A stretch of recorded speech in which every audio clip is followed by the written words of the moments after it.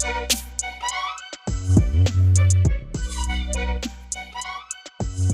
everyone, welcome to the Bod and Mum podcast. You're joined with me, Elaine, and Davy. Davy being the bod, me being the mum. This evening we are joined by three lads who completed what is called the Iron Dads.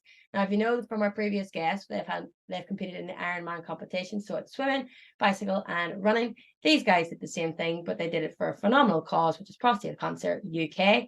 So without further ado, we're going to hand you guys over to them so they can tell you the reasons why they got involved in this project and all that went into it. Who wants to go first? So the Iron Dads was born out of previously we have organised charity events for our hiking group over the past 5 years of our existence, if you like. It's always involves hiking extraordinary lengths or over 24 hours or something like that. So that would be our main challenge for charities, which we support different charities every year. And each one up to now has been a cancer-related charity. Children's Care was prostate cancer. Our main event this year was the 4 UK peaks: Donard, Ben Nevis, Scafell Peak, and Snowdon. But other than that, they always take part in June.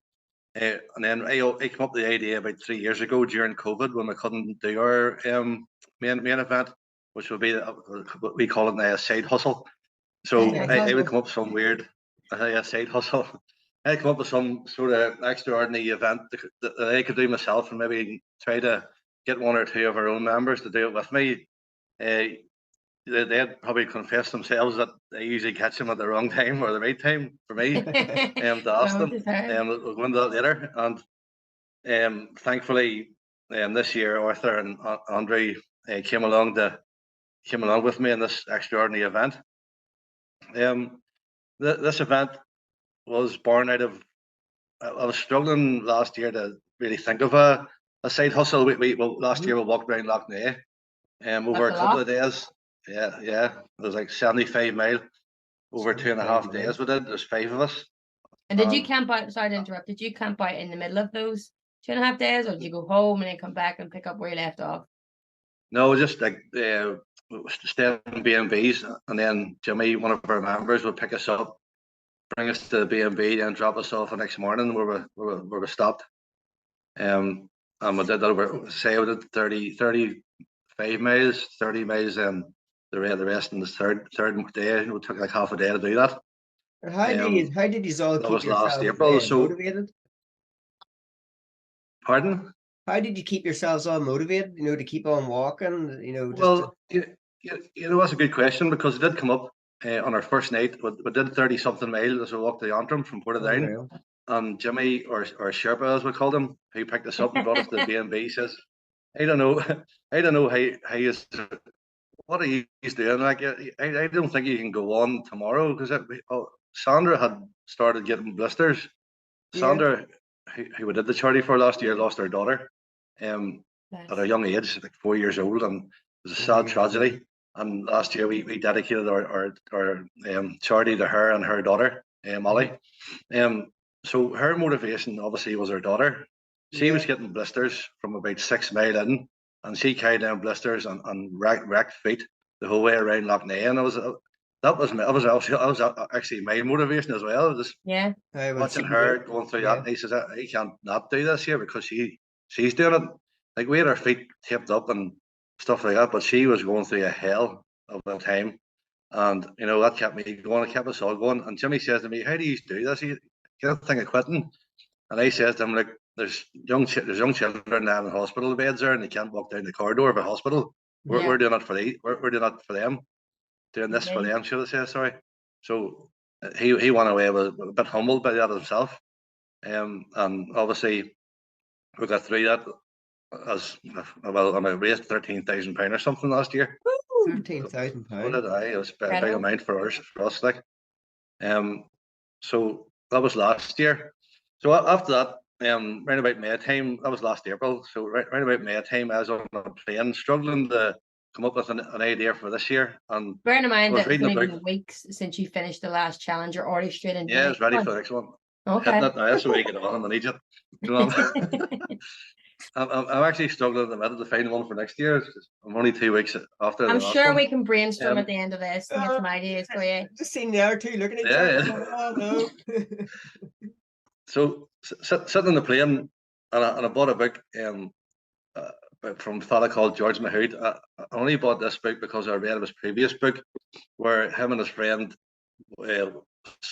decided to cycle from Land's End to John O'Groats. Now that's a big task, but it's not abnormal. Okay, but him and his friend started, and they wrote a book about it. So bear with me. Him and his friend started off with nothing but a pair of underpants at the bottom of Land's End in England, and they actually relied on the help of strangers to get them to John O'Groats. So they stayed in people's houses. They borrowed, people gave them clothes, and I think he done the whole cycle about 5 mile in an old Raleigh bike, and a pair of oversized suit trousers that he tied with a bit of baler twine.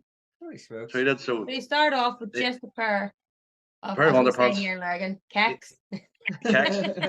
So he obviously had his camera with him, like a backpack thing, a wee bag. Yeah. But other than that, they relied on the help of strangers. They called it free country, so they weren't allowed to spend any money whatsoever to get to the top of the country, and it worked. And done it. So it was a very humorous book, and George Mahood doesn't give me any money for this thing, so it's very funny book, and he met a lot of eccentrics in the way, and the stories about them was unreal. So it actually it's going to probably be one of the challenges in a couple of years for the Walk Ireland. So we're going to be seeing Andrew, Arthur, and Gemmo on the Instagram or on the social media. Boxers. Aye, yeah. Arthur, Andrew, any comments? Sight to behold. I'm going to need coercing the influence again, I think. To be honest, that's how I got involved, really. That game. I think you should start off in the mankini. Aye. Isn't that?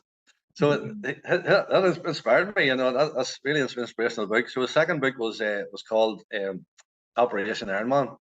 Yeah. Without even picking up the blurb, I bought the book, and I was reading it in the plane. And what it was he got cancer in his spine, somewhere in his spine, and he recovered from it. He was recovering from that in the hospital, and he was reading up on Ironman.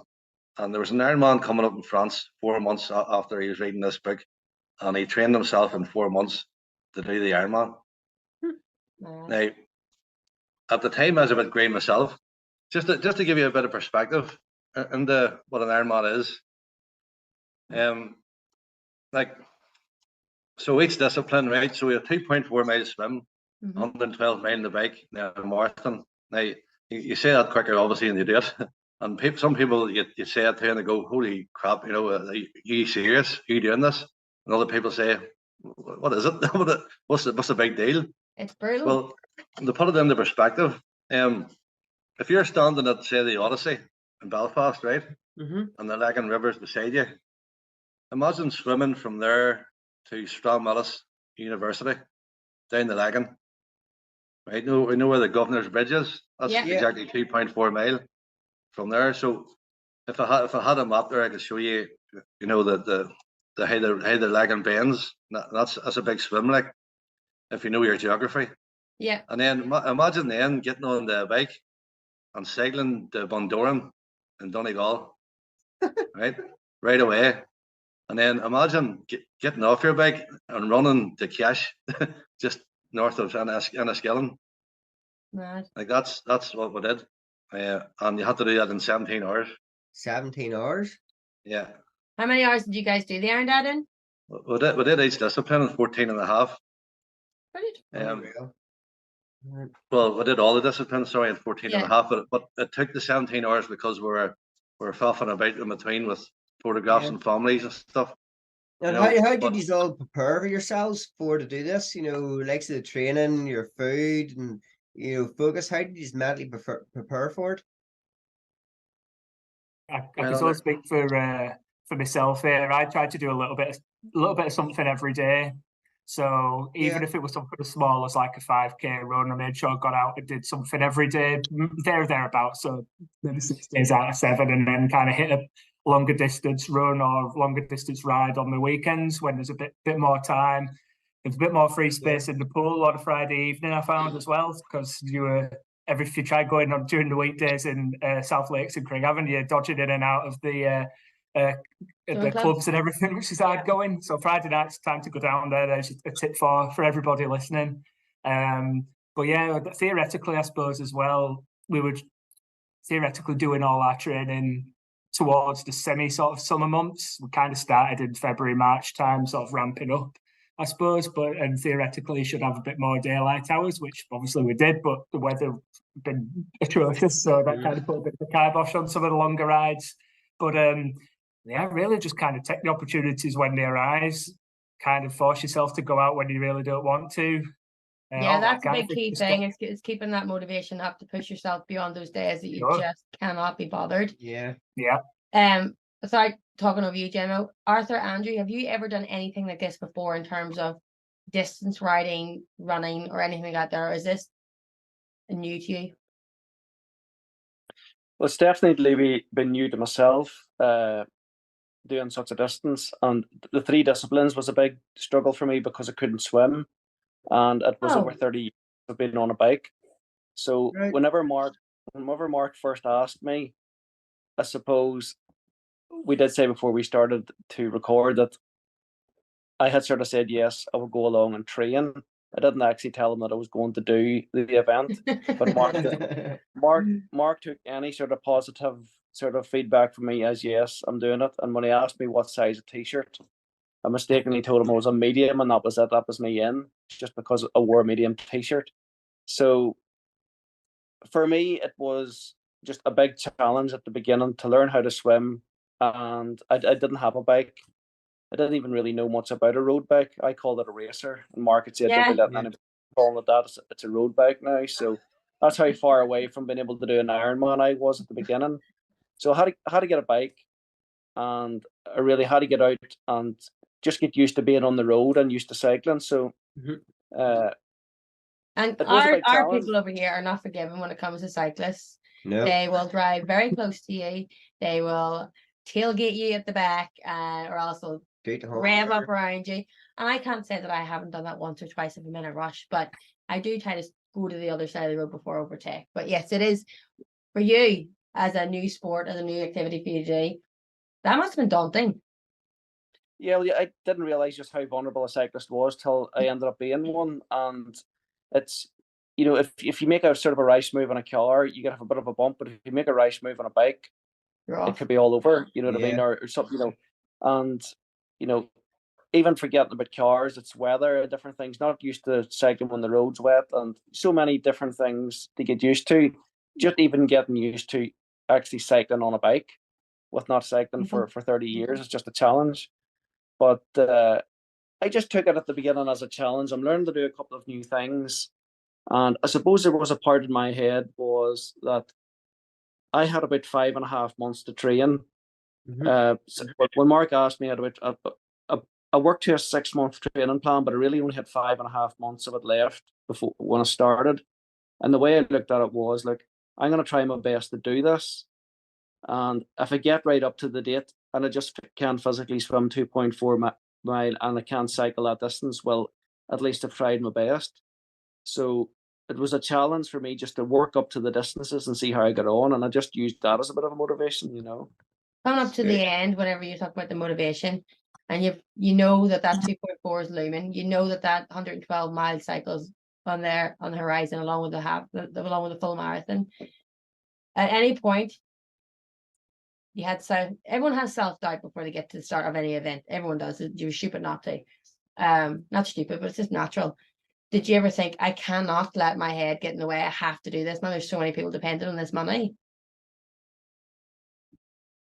To you, Arthur. I can't. Do you want to say, Gemma? No, go ahead, Andrew. Sorry.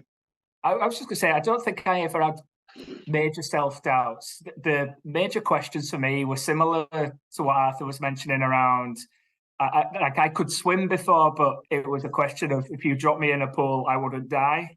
I couldn't swim properly, if you know what I mean. So the first couple of times I went down to the pool, I couldn't have swum half a length, and my breathing was all out of whack and everything. But just gradually, I found a technique that worked for me. And you can feel yourself getting better. So it builds your confidence there. And it's the same up with the bike there. There was little things that were blocking your confidence. Like the first time I tried the clip-in shoes on the pedals and went on my backside right on the front door the first time I tried them, like an absolute pillock. But so you're starting off on a really low period, but like every time you go out, I felt a bit better. And then by the time I came to the day, there was no real doubt that even if it took us 24 hours, well, look, I was confident, barring injury or an accident, we were going to get round. We were all, from meeting up the few days beforehand, I think we all felt pretty strong. Like if we had any major doubts, we must have kept them to ourselves because nobody was expressing it.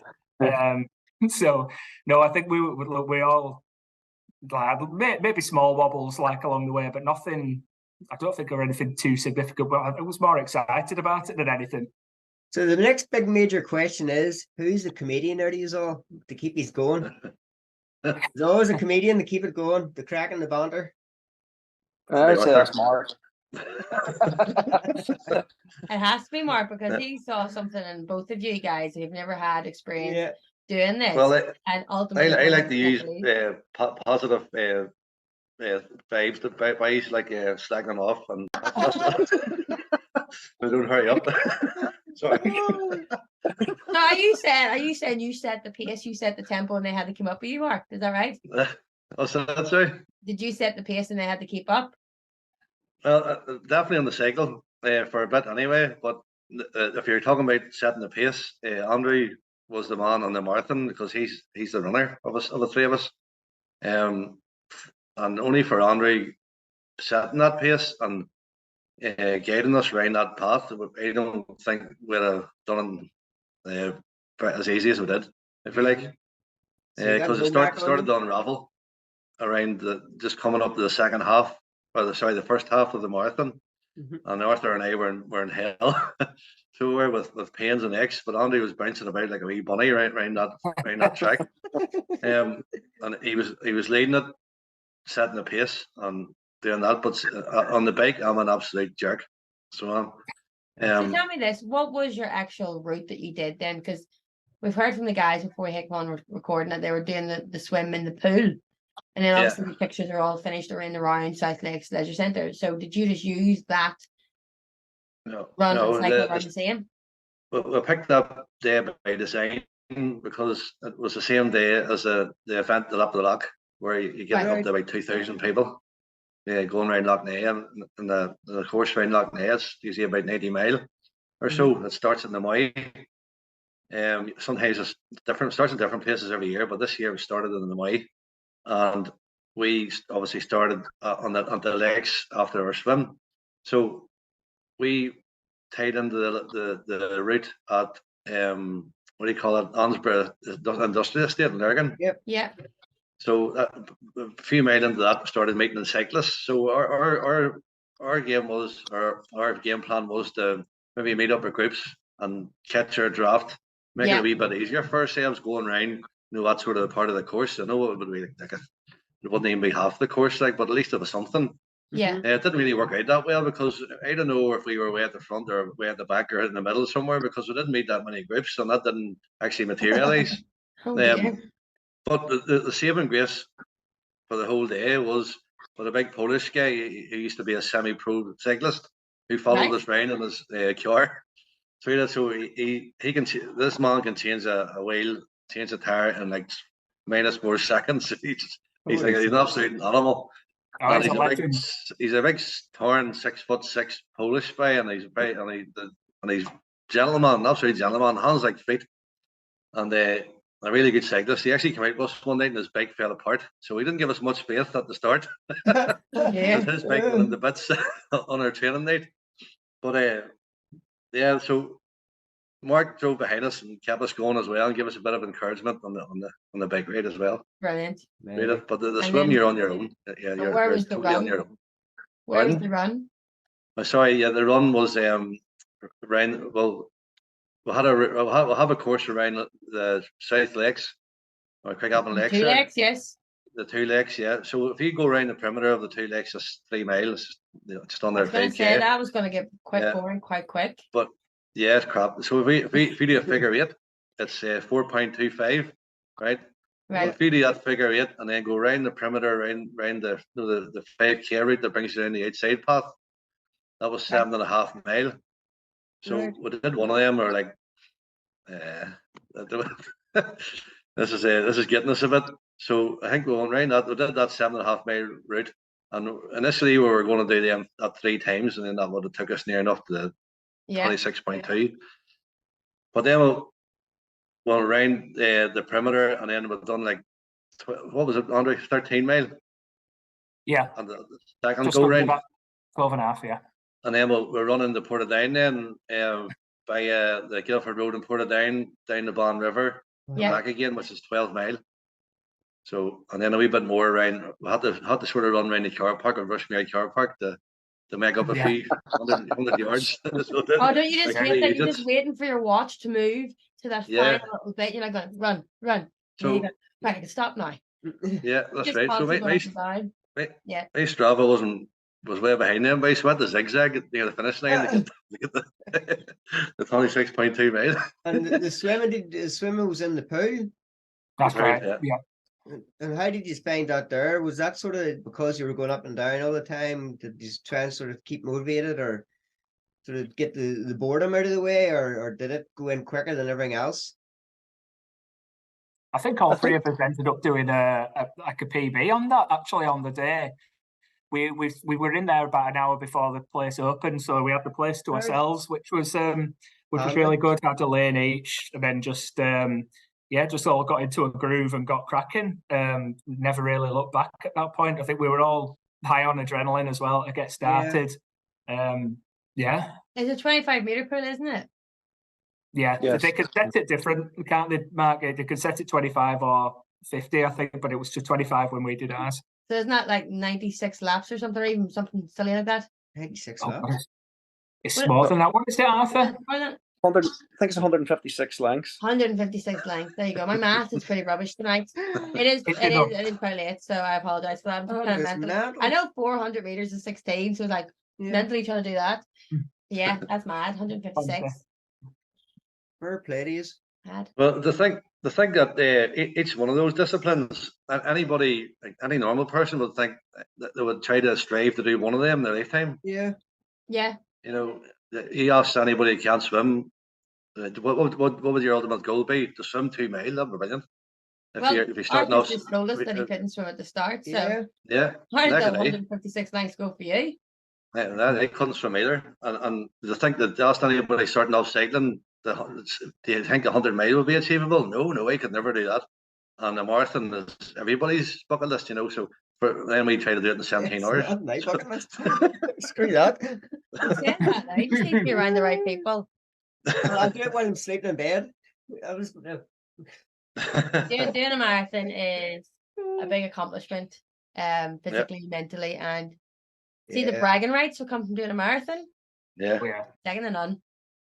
But you do the right people. I can't compete with these gentlemen because they've just smashed out Ironman. Bragging rights, I was going to say, they've got bragging rights to the world. Yeah, indeed. That's it. So in terms of your training, who was in charge of that? We're left to our own, and Arthur and I trained together a few times, but we're really three of us only trained near the end. Right. Really? Together, yeah. Yeah. I'd be quite a keen runner anyway, so I was I did the Belfast Marathon there in May just to find my feet. So I was flying away with that. I would run quite a bit anyway, so I'm a bit of a lone wolf when it comes to me training. So I'm just kind of used to that. It was a bit of the first few times I went out on the bike together, as Mark was alluding to, Mark, the Polish guy, was shouting at me to get closer to the other guys. Get closer, you need to get in their draft and all. Yeah. So that were a bit of a barrier, but yeah, not a ton of training together really. These two guys definitely did more. And did you follow did you go on look for training for the Ironman, or did you just decide this is what I can physically do, so this is what I'm going to do each and every week, and then build upon that. No, How did you actually come up with, whether it be a group training plan that you did on your own, or your own individual training plan that you've brought your own strengths to the team? I just Googled do an Ironman in 6 months and found a training plan, and month six it got you started. It didn't matter really what month you were in, you're really working out 6 days a week, but the intensity of that increased as the months went on. And what really happened was, as it got closer and closer to the time, 3 months in, 2 months in, the amount of training was unreal. On a Monday night, it was telling me to cycle 2 hours and run an hour and a half. And that, you had worked till 5 o'clock, you'd got home, you're still trying to do 2 and 3 hours training. So what I tried to do was do as much of it as I possibly could. And then if there was a night I really needed to take a night off, I just took the night off and didn't do anything. And then, because I found that if I tried to stick to it too much and totally exhausted myself, my ability to train the next day was getting, diminished less and less. Whereas if I took a day off out of it and just started again and, allowed myself to get fresh, my training was better. So really, I worked to a plan that I got online, training 6 months. And, what I would say is, I've done a bit of running before. I hadn't cycled and I hadn't swam. So out of the whole 6 months, I put more effort into swimming and cycling. And I really got to, like, I love swimming and I love being out on the bike. So I did as little running as I possibly could. And I have to say, I suffered for that on the day. The two boys can say I started to seize up from about 12, after about 12 miles, my legs just went solid. But I would say that was lack of running. I put it down to a love of swimming and cycling, but it was certainly a hatred for running and a lack of training and running, But you pay for what you don't do, but you learn your lessons as well. So if we're ever to do an event again, I will have to put more effort into the running. Yeah, all learning curve. So it is all learning curve, but he's all done, which is amazing. Phenomenal. Yeah. I think you'd really need to be a pro athlete to be able to train to the proper level that you'd need to do it. Like to juggle with job and life stuff and everything, you kind of always feel, I don't know, can't speak for the other guys, but you always feel like you're cutting something out that you should be doing. There's always that doubt, could I have done this a bit more, that a bit more? But I think ultimately we fit in really as much as you kind of possibly can without completely burning out. Absolutely. Yeah. And on that note, by saying you felt like you had to give something up or do something up, like you do have to sacrifice things for that period of time to get those goals achieved. But what about your family? What about your friends? Were they not getting a bit peeved off not seeing you, or constantly having to work around your schedule or your diet plan if you had one? How were they? Were they supportive? Were they getting a bit antsy? Were they a bit of both?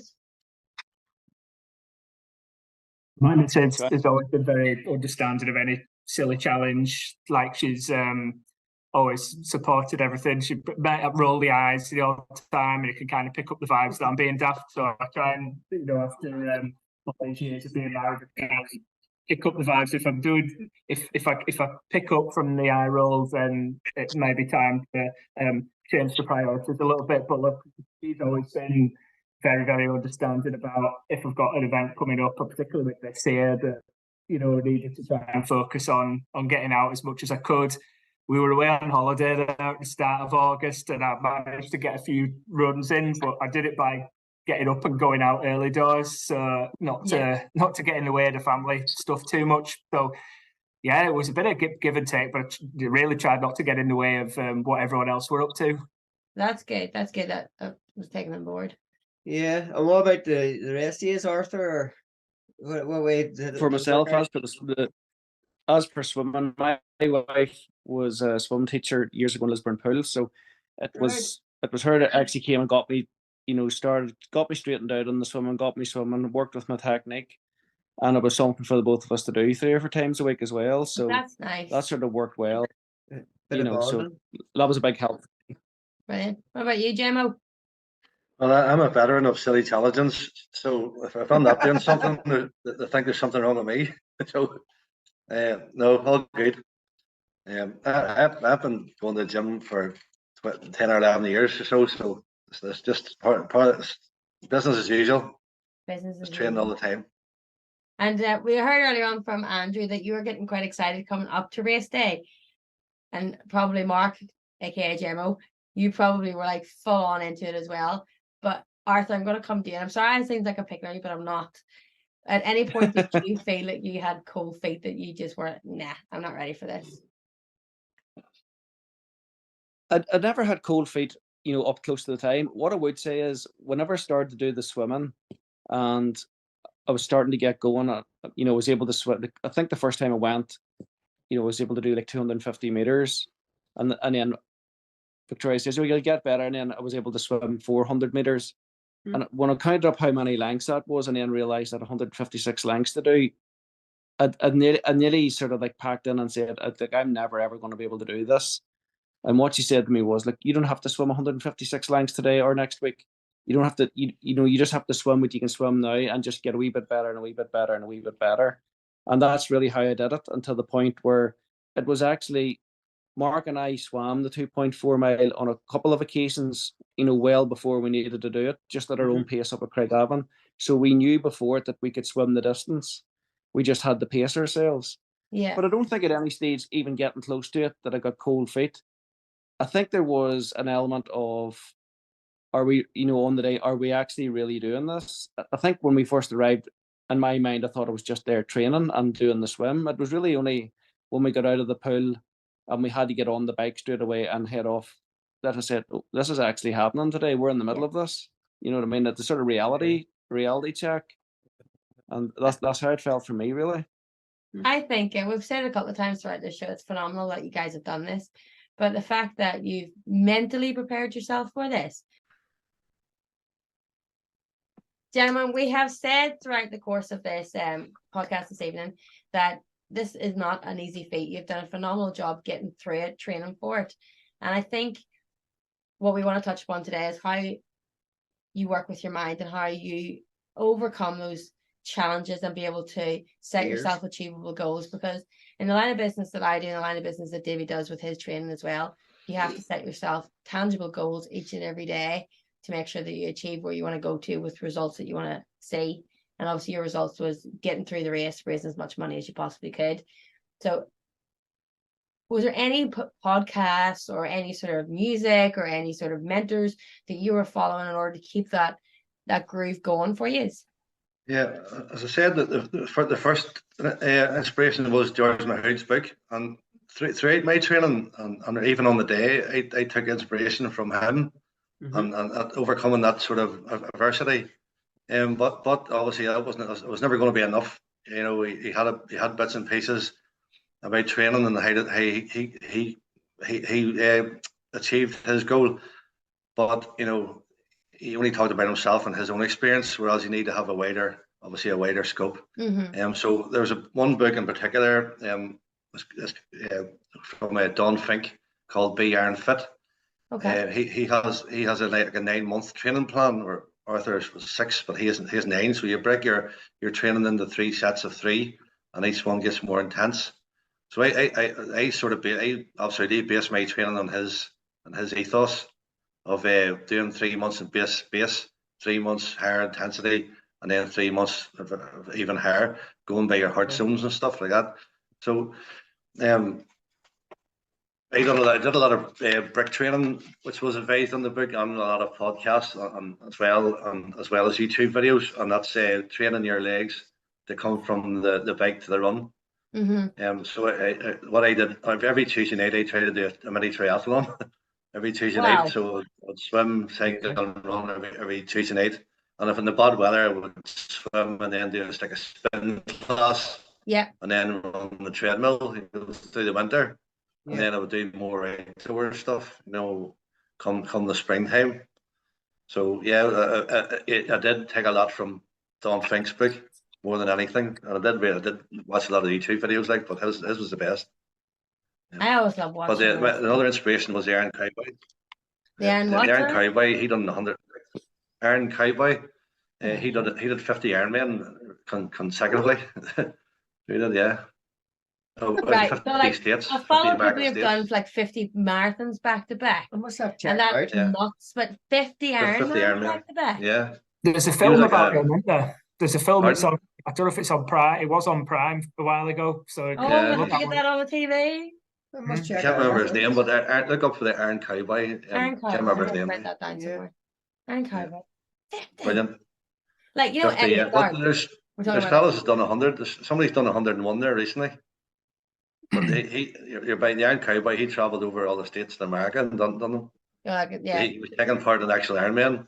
On one occasion, somebody brought their severely disabled son in a cart, and he did the swim, cycle, and run with this disabled young fella, and the young fella loved the whole thing. He done the whole Ironman with that. Amazing. How did he swim? Was he in like a wee boy, like a dinghy sort of thing? He towed him.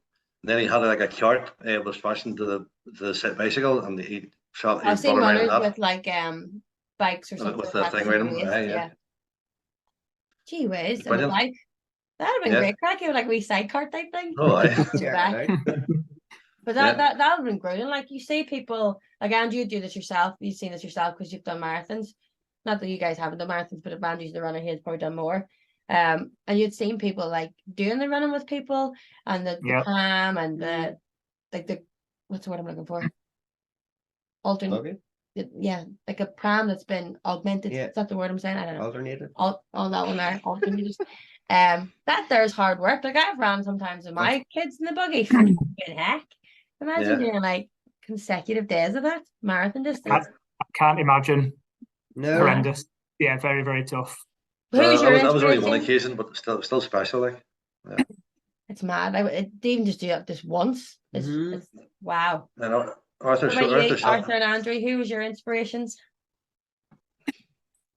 Oh God, actually, on a similar sort of note, if we're talking about sort of inspirational people doing challenges from originally I'm from West Yorkshire, could probably tell by the silly accent, but back home there's a former rugby league player called Rob Burrow who's got motor neuron disease, and his captain from his playing days, Kevin Sinfield, does all sorts of challenges now to raise awareness for motor neuron disease, and he's done things like 7 marathons in 7 days. He's run challenges running from Welford Road in Leicester to Headingley in Leeds. He's done all sorts of these type of things, and he I would find him a really inspirational guy because he's not just a tremendous athlete, but the way he so inspiring, the way he talks and what he'd do for Rob, who was his colleague, his teammate, and all. Just him and Rob, such an inspiring guy.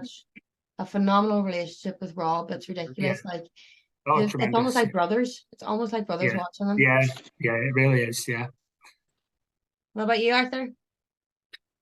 Well, I looked at it a bit differently from that. I didn't get a chance to be demotivated because Mark was never off the phone. Do you have the guys at work? Do you have the bike with you? Have you got any running stuff with you? It even got to the point at the end when I didn't have any running stuff with me. The guy wore a size 8. I think Mark wears a size 10, and he told me he would lend me trainers and a pair of shorts. I don't know how that was going to work for me to wear shoes that are 2 sizes too big for me just to get a run with them. But he was always on. Have you got your bike? Bring your bike with you. Will we run on Thursday night? Will we go out on the bike on Saturday morning? So my months leading up to it was just filled with Mark sending me messages and never off the phone telling me to bring stuff with me to work out. So I love it. He never let me off the hook the whole time, Mark, what is it that you do, if you don't mind me asking? Pardon? What is it you do? I'm in construction. My dad and brothers run a building firm. You should be a personal trainer, mate. Aye, right. You've got 2 lads already signed up. Indeed, you've got the motivation, you've got the chat, you've got the drive. That's who wouldn't want to train with someone like that there? Because you didn't sit outside their work waiting for them. I haven't touched it. Something to consider.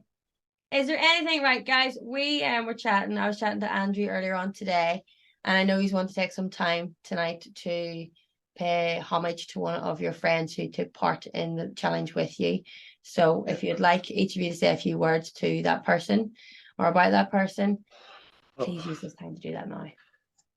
First of all, this couldn't have been done without our friends in our mountain group, and especially a girl called Yvonne who run Point and organised everybody. And obviously one of the people she was organised to get to meet us was Malcolm.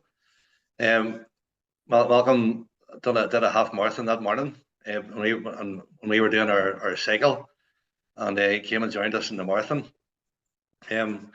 Unfortunately, Malcolm lost his life there yesterday. He fell off a cliff in Austria while he was doing the Spartan races, like an ultra marathon in the Austrian mountains. Very tragic, and a very popular member of our group, and he touched the hearts of us all. And speaking to different members of our group today, everybody's absolutely gutted. Didn't expect that to happen to him. The man was an absolute machine. He just ran all the time. He played football. He was really sporty. And the thing that his life was cut so short like that is absolutely tragic. And we all feel for him and for his family at this time. Yeah, just like to echo everything that Mark said there. Malcolm was such a lovely guy. There's very few people who would have gone and run a half marathon and then thought to come and support his friends by running another 7.5 or 8 miles, whatever portion of marathon part that on the Iron Dad's challenge that he did. But he came down with a big smile on his face. He was winding me up about pace like he always did. With our group there's people, and when we're up in the hills, you don't always get time to speak to everybody every time you're up. But Malcolm was somebody who, I think every single time that we were both on a hike together, I would have spent a good 20 minutes, half an hour each hike every time we were together, always having a chat. And we'd always chat about running and hiking and all the different things he'd done. We'd liking each other's things on Strava. And I find it's just mind-blowing to think that we were literally commenting on his Spartan challenge there 2-3 days ago on Strava, and woke up this morning to the news that JMO shared with us that he tragically lost his life. That it's just incredibly difficult to get a head around. And our thoughts and condolences with his nearest and dearest at the moment. I'm so sorry for their loss. I didn't know Malcolm. I didn't know Malcolm as well, or very well at all, compared to the other two boys. I wouldn't have been up the mountains as often. A few times I went up, so I didn't really know Malcolm from that. My only knew Malcolm from the day where he has done the run in the morning and come and joined us in the afternoon. And my one thought today was, just as Andrew has said there, it was he's went out and ran in the morning. He's come, but it was the smile on his face and the sort of the happiness, the sort of joyous type of character that he was on the day, and he hopping about and so jovial and jokey of himself, and that was to motivate us to keep going. So when I heard the news today, I just could not believe that this person that had come out to help us had lost his life doing something that he loved. It's just so difficult to understand and take in. Well, we here would like to extend our condolences to the family and the wider circle, and to you guys as well, for knowing Malcolm, and that we hope that he continues to have memories with other people that they share the same, that his smile continues to live on their mind, because you don't get many people like that these days. Yeah, and if you could if you email us a few pictures or videos and stuff, we'll do a nice wee memory for you at the end credits. We can sort that out. Thank you, guys. Well, gentlemen, without further ado, we want to say thank you very much for your time this evening. It's been an absolute pleasure. I'm blown away by the fact that you did this training in 6 months and then go out and absolutely bossed it around the course, and that you continue to raise money. We'll be sharing your link as well at the end of on our show notes tonight. So do not worry. We'll make sure that you get your target and more. You're already above your target, I believe. Is that right? Yeah. Oh, yes. Yeah. Well, let's double it. Right. Let's try and get you more money. He's an inspiration, and you all need a medal for what he's done. It's a credit to you, and I hope everybody else out there takes inspiration from all you and gets up and gives it a go, or even join in with you in your next one. With your mankinis on. Yeah. Well, hopefully it raises awareness for the terrible disease that we're actually raising money for, and it encourages men to go and seek help if they get any of the symptoms of prostate cancer. Yeah, I think it's very important. I think because it's not a taboo subject anymore, because it is talked about, but there is, I don't know, speaking from a female point of view, but there is kind of reticence to go and get checked out, because it'll go away, or everything's fine, and you don't want to seem like a wuss, or in your words, Gemma, a fruit. So, but yes, absolutely, raise the awareness for a disease that can be stopped and can be treated and can be cured. So yes, absolutely. definitely. Hat off to you. It was a pleasure and an honor meeting you. Thank you. It's on here. So you're an inspiration to us all, and thank you very much. Thank you very much. Thank you. Yes. Thank you. Bye. Bye. Okay. Bye. Bye.